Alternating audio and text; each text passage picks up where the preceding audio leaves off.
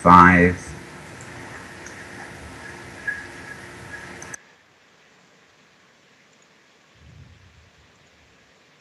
Hello and welcome to the last day of the conference. We've had an exciting 3 days and I hope you'll join us for the last. This morning we start with our keynote speaker. He is the Technology Coordinator Staff Director at Erie 1, Western New York Regional Information Center.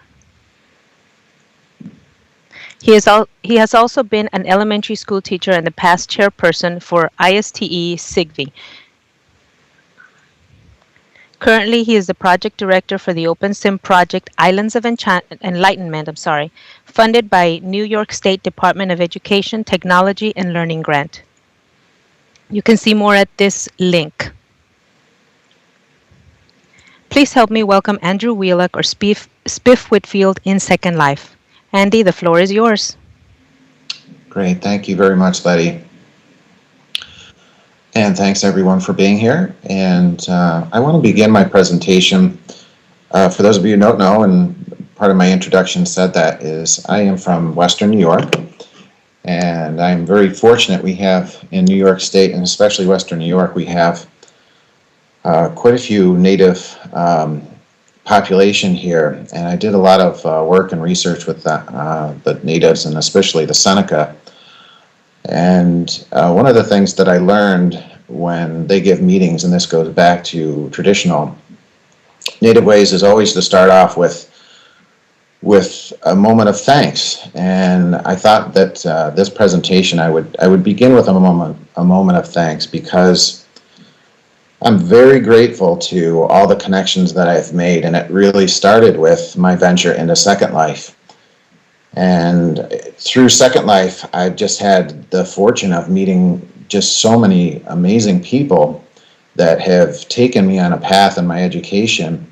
And I think that was driven by ISTE, it was driven by Virtual Pioneers, and it's driven by, the Virtual World's Best Practices in Education Conference. So I just really am so thankful and grateful for the connections that I've made. So I just want to start off with that, and I'm probably throwing a few names out here and there, and because I think all of us can agree as educators, we don't do anything on our own, and the people that are part of our life really enhance everything, and it's a shared product, I think, in almost all ventures that I'm going to talk about. So with that, let me just really tell you about my journey through Second Life and how it's related with education, and it's led to just some, I think, really awesome projects, and I think the future is bright. I've seen and explored a lot of positive things for what we're really about, which is student engagement and bringing learning to a whole new generation of student. So with that, let me just tell you I'm going to have a quiz today, and I hope you won't be afraid of that word quiz.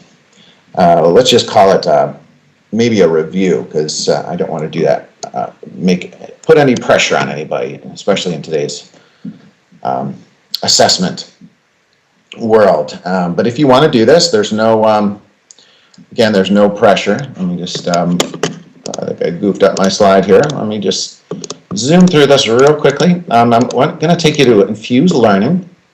There we go. And so what you want to just do is go, if you've got a web browser that you want to tab to. Again, you can do this now, you can do it later. As I go through my presentation, I tried to line things up so you can get a feel for what I'm going to talk about and answer the questions. If you just go to student.infusedlearning.com, and it'll ask you for a name and a room ID, and that room ID is 3215, I believe. Let me double check that. I'll zoom in on my screen here. Yep. Or 32315. I goofed that up.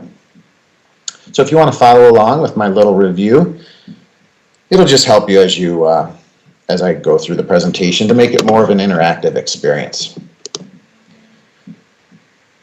All right, so let me tell you about my journey and why I'm here and where it's led me. And as an elementary teacher, as Letty had mentioned in my presentation or my introduction, I taught for 13 years. And one of the things that always hurt my feelings, believe it or not, I know teachers have feelings, but one of the things is I would work through history, and social studies and history are my favorite topics to teach. And I thought I always came across with passion when we got to it. And I thought my students were experiencing that same level of passion, but almost without fail throughout the year, when we come to a social studies class or subject, you'd always get one student saying, "This is boring, history is boring." And when I really tried to look through students' eyes, I had to kind of admit to myself that in a lot of ways it was, and that when I was an elementary and even early middle school student, history was boring to me as well. And forgive me for if you'll think less of me, but when history really started getting my attention is when we started talking about wars, Revolutionary War, Civil War, that sort of thing. It was always neat, and I guess we always, maybe because Hollywood glorifies a lot of wars, but it certainly fascinated me, and the characters and people that were part of those wars certainly were big parts of history, and it started getting my attention. I was able to start visualizing. But even just beyond war, I'd say if there's one book that I think really captured my attention as a student of history, was The Diary of Anne Frank. And I'll talk a little bit more about how that's inspired a lot of the work I've done. But Anne's story, I think, was the first time that I really was able to connect with a historical figure. And of course, she is a real life figure.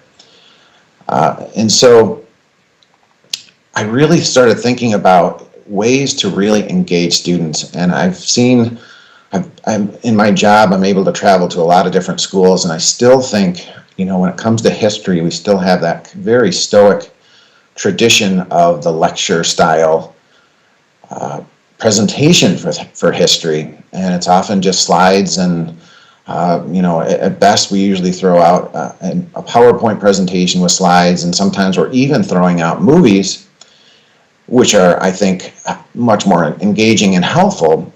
But I thought when I started exploring virtual worlds that maybe we really have an opportunity to let kids experience history in a whole different way. So, sorry, I'm just reading a comment. And that's where I've really kind of put my energy and my passion and my work, and thankfully New York State has come on board and given me this grant for 3 years to explore this OpenSim environment that I'll talk about later. And I truly believe that virtual environments, whether they be OpenSim, Second Life, Unity 3D, any of these things, I think we really have a great opportunity to enhance especially history education. And please forgive me, I'm approaching it just from kind of my passion. I think if you're art, science, literature, certainly there's tons of great opportunities in virtual environments to also engage students. So please feel free to apply that as we go. So, I mean, in my opinion, do I have a lot rock solid research backing up that virtual worlds are the greatest thing to do with education and are going to solve all the problems of history? I don't have that research. Hopefully, I'm going to be getting some data that can back up that claim, because I truly believe it's that powerful, and it's been a learning experience for me in my own life. But I think we can all relate, I hope, to that philosophy of virtual environments have a lot of power to help students learn, and especially when it comes to history. So let me tell you how this all began, how this wild and crazy idea started forming in my mind about using history simulations for learning. And it started right here in Second Life, and it started with a group called the Virtual Pioneers. As I began in Second Life, I'll be honest with you, I was very skeptical. I was one of the skeptics when my supervisor told me to check out Second Life to look at its educational potential. I thought, the last thing we need in education is games.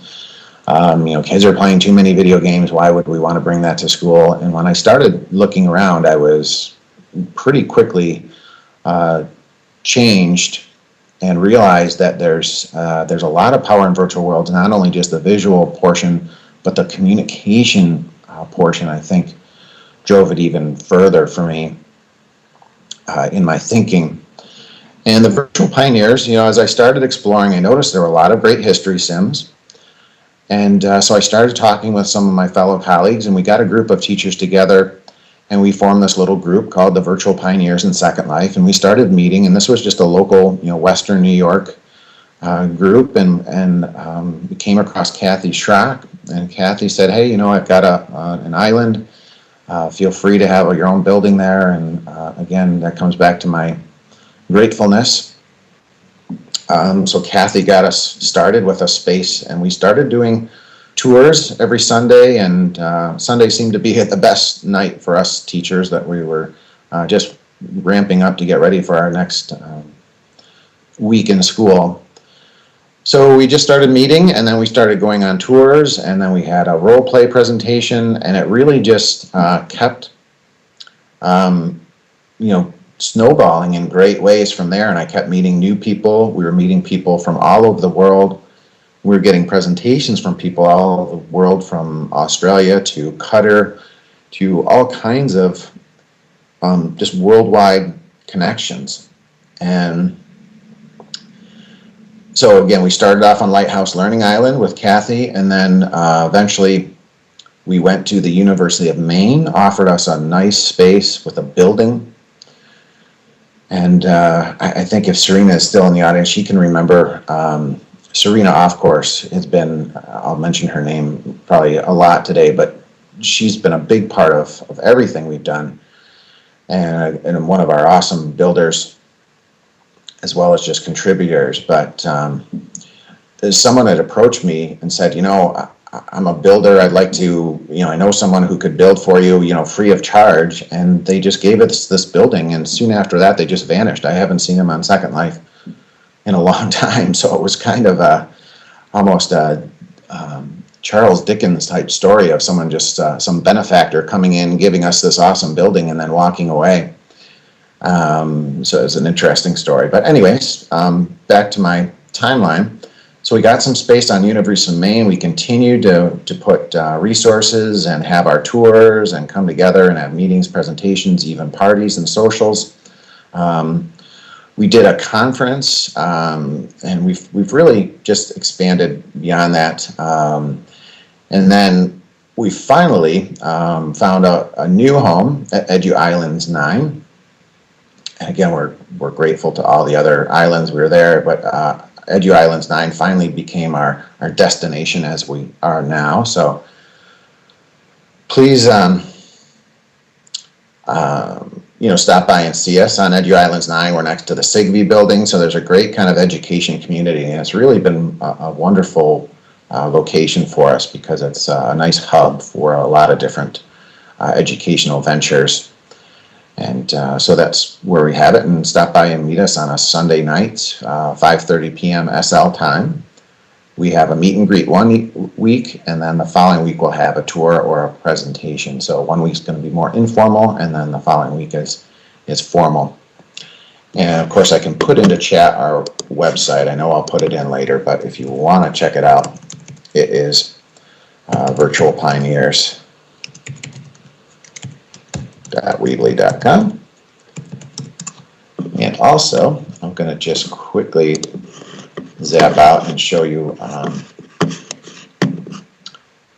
if you go to Infuse Learning again and want to continue with our little quiz, you're more than welcome to. It was infuselearning.com, and if you sign up under a student login, you can just put your name, just put in your Second Life name. I don't need to know your real life name.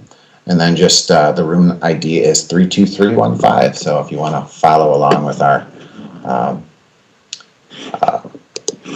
well, just type it in here. So it's Infused Learning. Forgive me for pausing here, but 32315. 615 was the room number. So feel free to take our little quiz. And let me continue. So, okay, I'm missing a few slides. So let me just roll through. I'm a veteran at Second Life, so let me just make sure I've got my other slides. They should all be in there, so let me just carry on. There we go. I'm just going too fast for my own well-being. So let me just talk about the places we've gone in Virtual Pioneers. And the Virtual Pioneers, we've covered over 100 different sims. But some of the ones that I want to just highlight is some of the recent ones and more notable, and ones that I've put on our quiz. We went to the Alexandria Sim, which talked about Mark Antony and Cleopatra in ancient Egypt. We had an awesome presentation from Augusta, from Berlin 1920, and if you haven't seen that, Joe Yardley is part of Berlin 1920. And that's, if you want a role-playing experience that has a powerful history connection, I would highly recommend that Berlin 1920. It really is, I think, one of the best, and Augusta gave a great presentation for us in World. There's something about 1920. There's quite a few sims. There's Virtual Harlem as well, that represents, that has the great recreations of the Harlem Renaissance in 1920. Let me just bounce back to the Berlin one. That's part of the Weimar Republic era, before Hitler comes to power. So it's a really great role-playing experience. Bounce forward to Virtual Harlem, which again, you can see the Apollo Theater. You can see the Cotton Club, which were part of that really awesome renaissance of art and music, in particular, that 1920s jazz. We've been to the Mount St. Michael Island. That is a recreation of an old monastery. That's where it started and then turned into just this gorgeous build. It has lovely gardens and walkways that you can, really, it's a wonderful place to relax. The World War I Poetry Sim. If you haven't been to that one, that is one of the most highly well-designed learning spaces, where you get into a character role, and really you can put on a HUD that'll walk you through it, very much like a real-life museum and tour. So it's that one's quite wonderful. Let me see if there's any others that I'm not remembering. Let me just go back and see if I can look at these sims. Forgive my little clicking. We've been to London. We've been to Chicago 1920s. Middle Passage is another very powerful, probably one of the most emotional sims you'll come across, is the Middle Passage sim. And that takes you through takes you through the stages of the African slave trade. And so you kind of walk through as using kind of clothing as your guide. And I think that's one of the pieces of history that I love about Second Life and virtual environments, is clothing can become a real easy way to connect history and fashion and clothing. And in the case of Middle Passage, it really shows you that the African culture had such a rich culture with beautiful clothing, and as they were taken slaves, that clothing was taken away, and that really impacts how we feel. And I know clothing is, I think you see it here in Second Life. Don't we all have this these wonderful outfits, and clothing becomes a really important part of our self, I think. And so when you take that away from somebody, it really takes away their dignity in a way that we don't often think about. And Middle Passage really brings that strikingly home, and it can be very sad and powerful. So Middle Passage I would highly recommend as one of the tours that we take.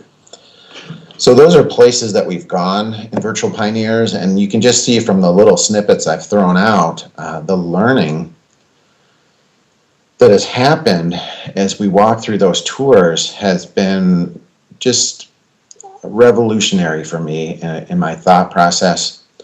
One of the early places we went to was a Muslim sim, and that gave us a real connection to trying to understand Middle Eastern thought and faith. So these connections can be so valuable and important. I can't, stress them enough. That that what we're experiencing as the virtual pioneers in our group is powerful connections, new ways of learning a subject that I think can go beyond a textbook, go beyond a classroom, give us that just awesome connection and deeper understandings of culture and history. So those are the places we've gone. And if you want to connect with us, I put on our two websites, our Virtual Pioneers Ning. I'll give a credit to Ning. We don't usually use the Ning all that much, but you will find some of our really older stuff. It's kind of a relic of our history. We started off with the Ning, and then as they went more paid for, we wanted to keep everything in Virtual Pioneers as free as possible, and we still do. So there is no cost to any of the things that we do. But most of our work, please come and visit us at virtualpioneers.weebly.com, where you'll find our links to our Facebook site and our Twitter account. We are VPioneers at Twitter, so feel free to follow us there. We try and post all our events and information and latest updates. And you'll see our events, so please check out our tours up and coming, and you can even check out the past tours. I think we've offered a lot of great tours, and we don't take attendance. There's no cost, so please come as you want. If you want to pop in and just check things out, and you're always welcome to stop by our building and check us out, and also come see us at the Virtual World's Best Practices poster area.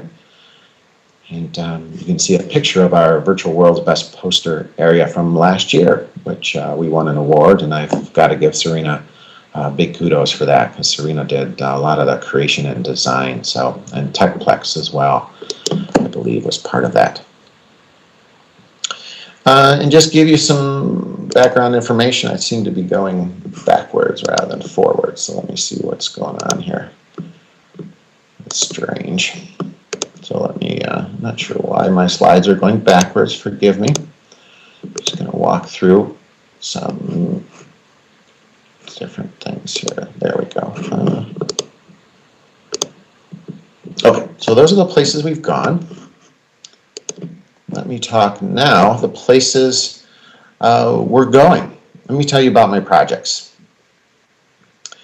For those of you who want to find out more about my projects, again, islandsoe.weebly.com. That's been the project that I'm so proud of right now, and again, I'm grateful to New York State Department of Education for funding it for the next 3 years. What we've developed is what's called the Islands of Enlightenment, and it's meant to be primarily a history sim, but I think we're finding that there's so much more than just history that I think can be of value and explored. And the Islands of Enlightenment started off with a recreation of the streets of Amsterdam, 1944, where Anne Frank and the other 7 members that were hiding in the secret annex from the Nazis. And if you've never read The Diary of a Young Girl, Anne Frank, please put that on your summer reading list or your bucket list of reading. And what we've done here is that, again, we want to highlight the fact that the book is still the essential piece to this learning project. And we don't ever want to take that away, because Anne's words have far more power than anything we could do technology-wise. But what we did is we wanted to enhance the book by letting students actually using avatars to be able to explore the streets of Amsterdam, to explore the annex, to have hopefully a deeper and a visual experience as they walk through. Again, I highly would encourage anyone to go to Amsterdam itself and see the real Anne Frank Annex. But this gives kids an actual chance to kind of look through some of the buildings. And part of what we do is you can scan out and see the side of the building that you wouldn't be able to do at the museum itself. So you can kind of see what a creative space that was for hiding out, because the building itself has a lot of stairs, a lot of rooms, and a lot of space. But if you walk through it as your avatar, you can kind of see very quickly and easily, for what looks to appear on the outside a very small building, there's actually a lot of room, and there's a lot of different, again, the staircases acts as a kind of maze that makes it very difficult for you to, I guess it makes it easy to see how someone could hide in there for 2 years, which is an amazing achievement, the fact that they went 2 years in that space, and a sad, tragic ending, the fact that they were discovered, especially as it was close to the end of World War II.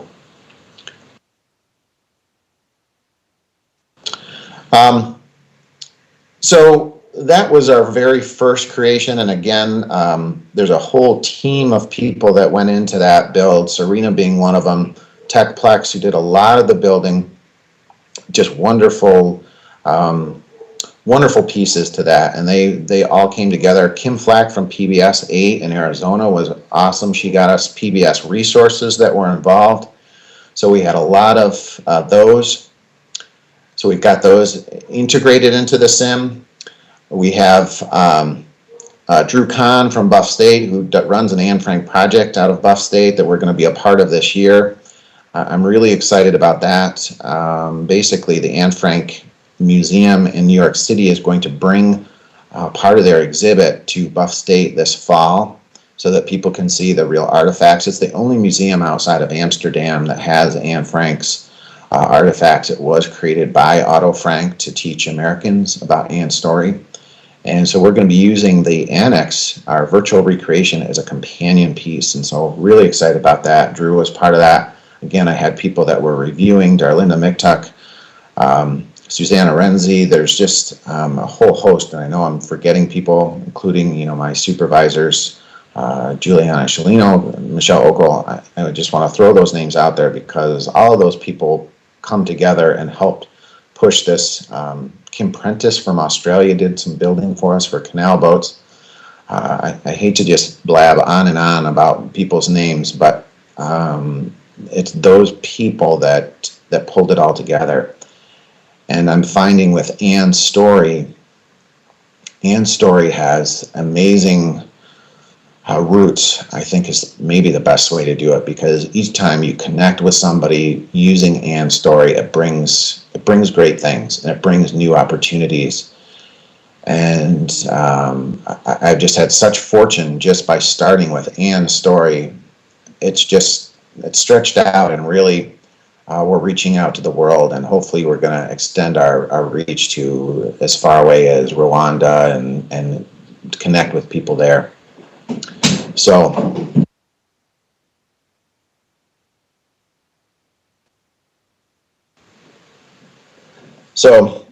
that's where we are. So let me go to, I've got some videos to share, and we have them on YouTube. And let me just throw this out here. Let me run out real quick to YouTube. Actually, if you just go to our Weebly site, I'll just throw them out there. The Weebly site has some of our YouTube videos, and one of them is about the Anne Frank Annex. And you can see those, and also our next connection that I'll talk about. I also have a blog that I've been blogging a lot about the students and the work they've been doing. And that's Professor Illuminate. That's my avatar in the Islands of Enlightenment. So feel free to connect with his blog, and you'll see some of the latest students' work. And so that's professorilluminate.blogspot.com. That got cut off on my slide. So please check out the student work. that I've put in there, and just my comments and some of the videos. And there's even on our website, there's an iTunes U link if you want to see their free resources. We've created an iTunes U course that walks through the assignments from the Anne Frank exhibit. So if you watch the Anne Frank video on our YouTube site, that was created with the help of an exchange student that we had, Sophie Dopaide. She did the voice narration for that because Anne's native language would have been Dutch, or maybe her native language is German, but she did speak Dutch fluently. So that gives it an extra, I think, authentic appeal. So if you want to check that video out, and check out Professor Illuminate's blog post, that would be great. And let me just back up.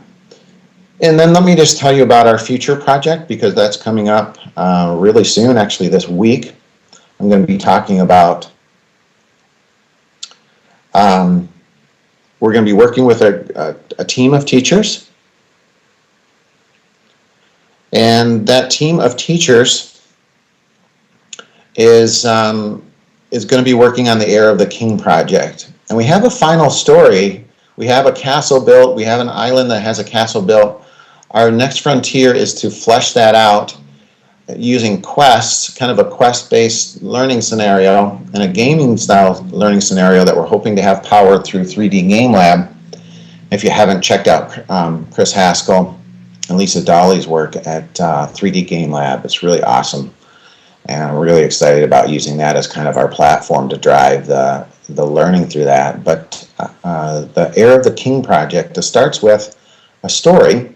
And the story is much like an Arthurian legend where a king dies and leaves the kingdom to an heir, but the heir has been whisked away as a child. And so 4 people show up at the castle, all claiming to be the heir of the king. And it's up to the students to work through a medieval role-play setting, and again, driven by certain quests along the way, for them to discover or to make a vote as to who they think the rightful heir is. And then again, we're going to piece that all together, flesh that out as a bunch of teachers in different content areas, and we're going to even have students involved in generating the quests and ideas, and let students take off with that this year. So that'll be our second year of the program and the grant project, and I'm really excited about that piece because I'm hoping to pull out some real powerful ELA and digital storytelling possibilities with that sort of project. So that's going to be a little more freewheeling, a little more fun. Okay, so that's coming up. That's the Heir of the King, and you can also see our startup video for that. So please feel free to check it out. I hope you will. Okay, and forgive me if if anyone's been posting questions. I will take some questions at the end. I've been busily clinking along here from my slides and not paying attention to chat, so please forgive me for that. Let me talk also about the Anne Frank MOOC project that we've run, and I am planning on doing this again, offering it throughout the year. The Anne Frank MOOC project, and for those of you who are not familiar with MOOC, I know most of us here in Second Life have probably heard the term, a massive open online course. That is, again, for teachers, and I did offer it really out to the virtual pioneers and those people through Kay Novak's Games MOOC area. But what that is basically, if you write to me and say you want to be a part of it, I make an avatar for you. Again, this is a closed virtual environment. It's an open sim world that we started with Reaction Grid, and what it is, basically teachers can come in as long as you're an educator, or if you're an adult that's interested in history, we're really not too picky. You can come in, and we have kind of office hours on Wednesday evenings from 6 to 7 SL time. And teachers come in, educators come in, and we either explore some of the assignments that the students will do. So we'd like teachers to do that, to create some exemplar lessons, and we've had some really great ones. Val Hill who I believe is a speaker coming up next, was one of the participants early, and she did an awesome job. She created an entire listing of those, all the assignments. And we have Jan Kroon also doing it as well.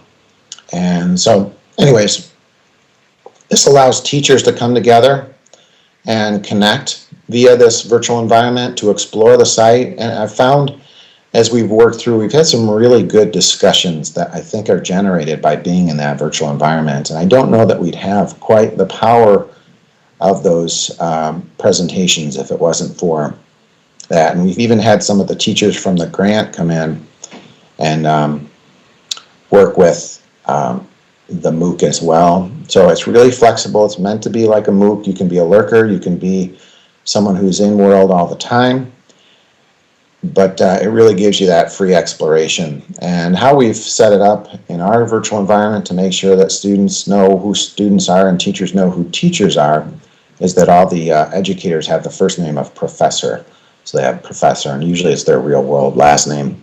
And so students know when there's adults in the setting, and adults know when students are there, because the students will have just a first name and usually a school designation for a last name.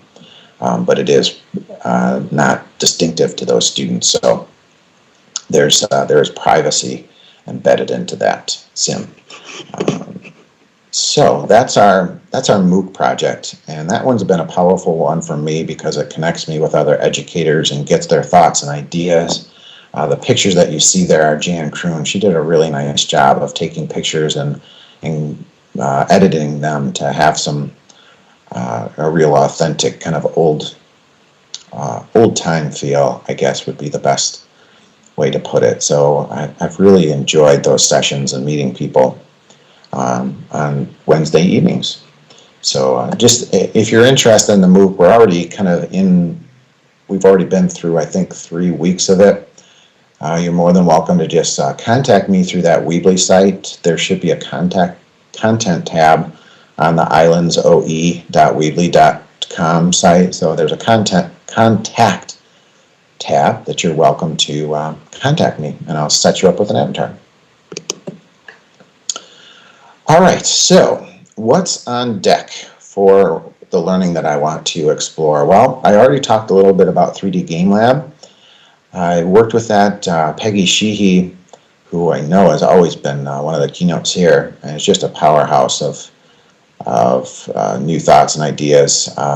She threw out this 3D Game Lab, and actually Lucas Gillespie, I think, has been doing a lot with 3D Game Lab as well.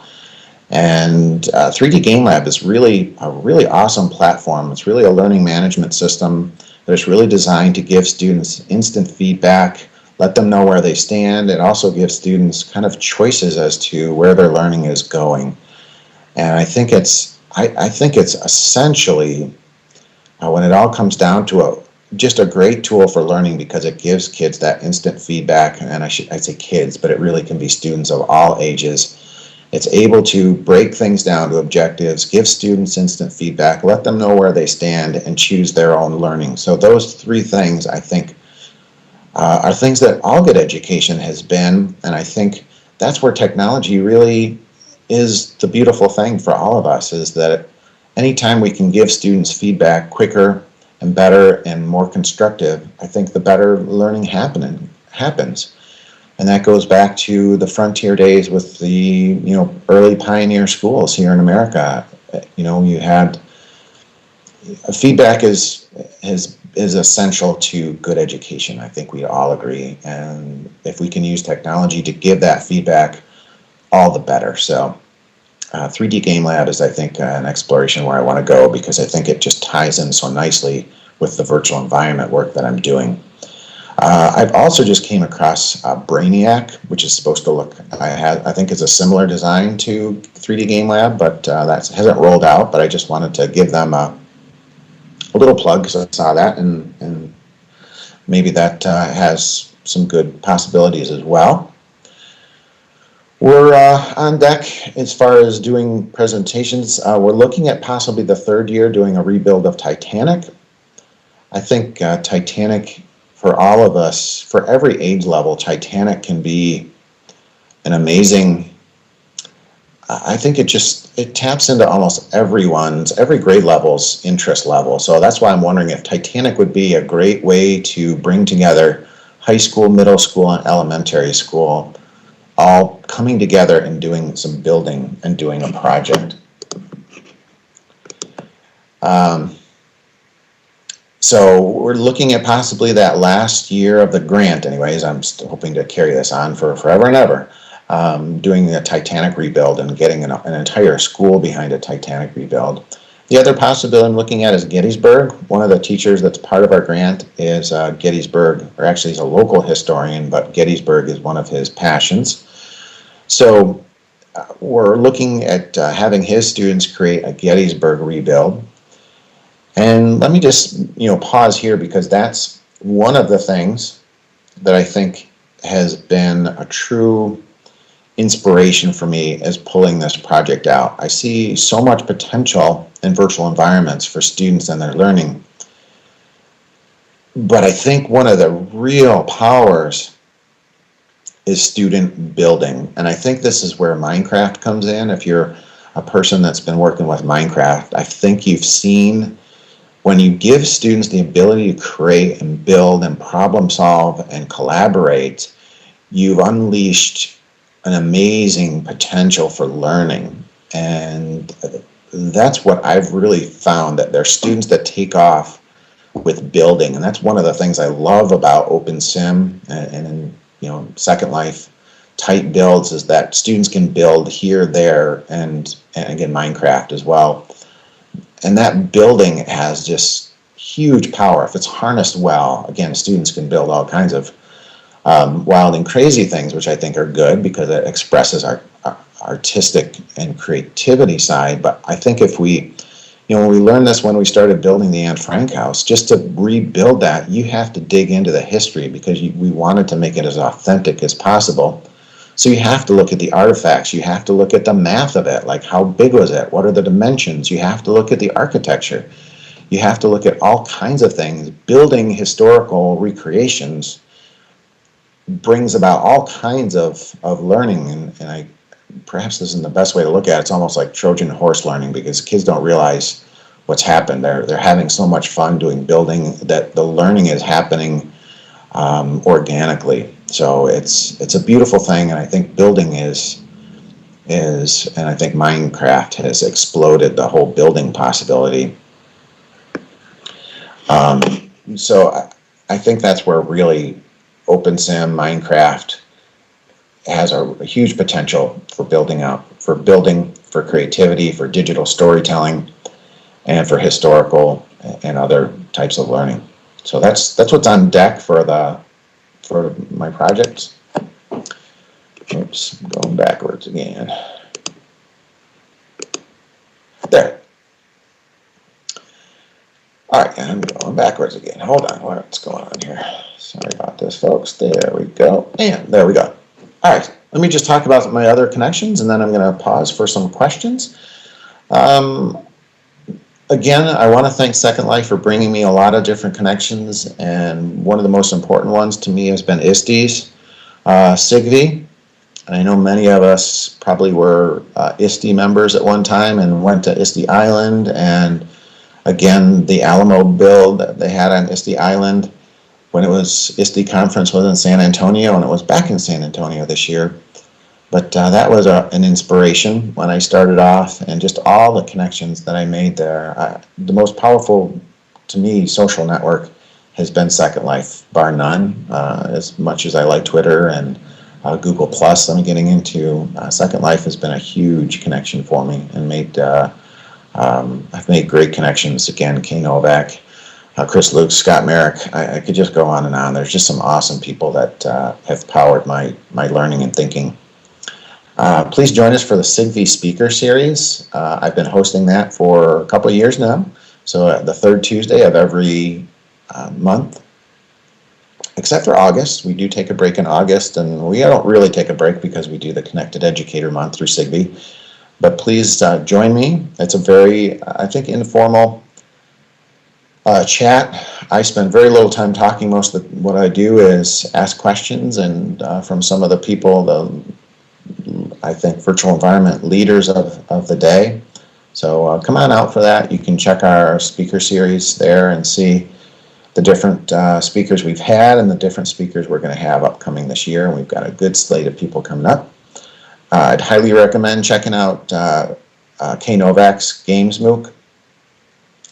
Kay's just doing lights out stuff. If you don't know Kayvon Zanovka, she's been awesome. She's been really powering some amazing stuff. So check out Kay's work, and just the tip of the iceberg would just be going to that Games MOOC site.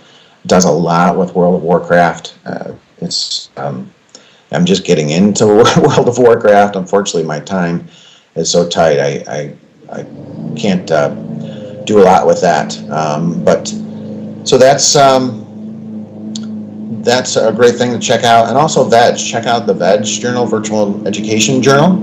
That is an awesome journal. Roxy and VJ Gearbox are part of that, and they do a wonderful job with that. There's a lot of great articles. I've published a few articles in there, and hopefully you can check that out. And forgive me if you're hearing any lawnmower noise. My neighbor has decided that now's the time to mow his lawn, so forgive that if you're hearing that background noise. I tried sealing myself in as much as possible. But again, check out all of those resources just as a start. I know there's even more Gord Holden stuff. Gord Holden's doing a lot of great stuff as well. Check out his good stuff. And I also want you to connect with me, please. I am a person who loves connecting with people, I think. And again, this is just a professional possibilities, and you can do that. Probably the easiest way is go to the about.me/andrew.m.wheelock site. And that is, you'll find all of my connections through LinkedIn, through Twitter, through all that good stuff. And I'm just Spiff Whitfield on Twitter. I don't use my real name. I started out on Twitter a little hesitantly. I was like, I'm not sure if this Twitter is right for me. So I used my SL avatar name, and I found out I really like Twitter, and Spiff Whitfield's kind of become synonymous with me. So I'm happy to have Spiff as a kind of co-companion. And again, feel free to connect with me in Second Life. I think I'm pretty easy to get in touch with. Come on out for Virtual Pioneers if you'd like. And with that, I'm going to just take some questions. So if there's any other questions that are part of my work, whether it's Virtual Pioneers, whether it's my OpenSim connections, I'd be happy to answer any questions. But please, I would love it if you'd stop by our poster area. Stop by all the posters here at Virtual Worlds Best Practice. They're amazing. There's a lot of good poster sessions and a lot of ways to connect with people. I shall be bopping in and about the events for today, so I hope I'll see you there. And I guess I'm not seeing any questions come through, so I think what I'd like to do is just thank you all again for coming. And I want to... Oh, I do have a question, and the question is, what ages are you working with, especially the youngest and oldest students you have worked with? Also, I use a lot of these sims with SEN students. Is this an area you work in too? And Mind Candy, if you could just tell me what SEN works. Forgive me, it's not a acronym I'm used to, but let me just answer the first part of your questions. Special education needs. Awesome. The age levels that I'm working with this past year were grades 7, 8, and 9. So, and I think most of those students were 13 and older. And that's, the Anne Frank sim is definitely a little more heavy hitting, so we don't want to have younger students in there. For the Heir of the King project, we're looking at working with 6th grade level students and global, so that would be 10th grade students. So we're looking to roll out the Heir of the King for those grade levels and kind of tailor it to those age levels. Special education needs, this has been a real I think there's, again, a real potential there because virtual environments tap into a learning style that I don't think gets tapped into. And I think there's a lot of adaptive technology that can go into it, just the chat areas, being able to express yourself in different ways with virtual environments, I think is huge. And I think even the digital storytelling and camera, picture taking aspect has real potential for special education needs. We have a school on board that is a school that has students in it that have special education needs, but also severe behavioral issues. This school is really kind of a last stop for many schools that just traditional schooling is not working, whether it's home issues, whether it's bullying issues, whether it's some real emotional needs. And this school we've been working with them really closely, and we're finding that the students are really learning a lot. It's tapping into something. It's relatively non-threatening, and it's also it helps us. Virtual environments help us manage behavior pretty well because we can see chat. We can, if whatever students build, it's attached to their avatar, so we know if there's any inappropriate building going on, whether there's something happening, and really then it just becomes a teacher management issue, which I think makes behavior management easier. So I hope I answered that question. Let me just scroll back down to my question chat, and I don't, if I'm not mistaken, let me see if there's any other questions down below here. I'm not seeing any. The Heir of the King project. Okay, I think we're good. All right, so I don't see any questions unless someone wants to throw something in there. Again, please connect with me. If you haven't taken the quiz yet, again, it was at, let me get my link here. If you haven't seen the site yet, it's infusedlearning.com. Infused Learning has been, I found it's really interesting. I'm just going to put it in local chat. So infusedlearning.com, I think. So infusedlearning.com. And if you haven't seen that as a teacher, it's free. You can get your own site. Actually, forgive me, that was wrong. I'm going to put that back in. Sorry, everyone. Infuse Learning, not with a D. You'll get a wrong site there. So if you go to infusedlearning.com, and if you sign in as a student, you can also create a teacher account, which is free and easy, and it's also very mobile, so you can use it on mobile devices. And I'm not going to grade anything, but I will send a little shout out to the person who gets 100% on the quiz. And so it's Infused Learning, and let me just go to the slide here. That'll probably be my best way to go. And the room number was 32315. So feel free to take the quiz. I already see some people in there and doing some things. Let me just see who's so far. Esme is doing very well, and Studio RD is doing real well. So good job. And if you're working through there, just have fun. I'm not going to grade anybody. I'm hoping that it was fun, and hopefully I gave you a little more food for thought as I work through my presentation. So it was 323.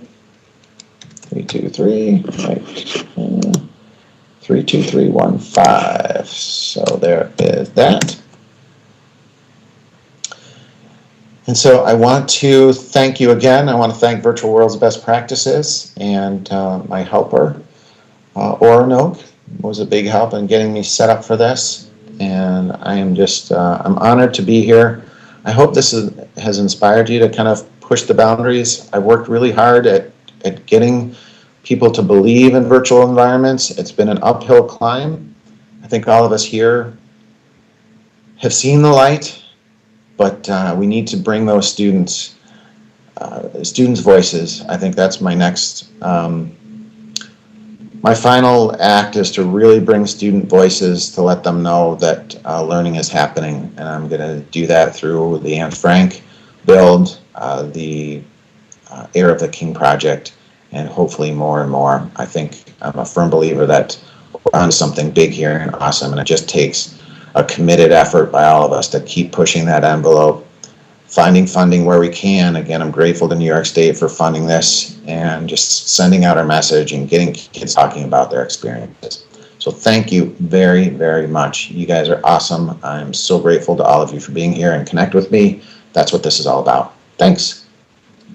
Have a great Thank you day, very everyone. much, Andy. Thank you very much, Andy, for that wonderful speech on history. That's one of my interests as well. I hope you all can join us for the rest of the conference. We have an exciting day ahead of us, and filled with many, many, many sessions in different sims. So please join us. And of course, we'll be back in the afternoon here for our closing keynote. Thank you, Andy, once again, and thank you everyone for coming. Very welcome. Thank you.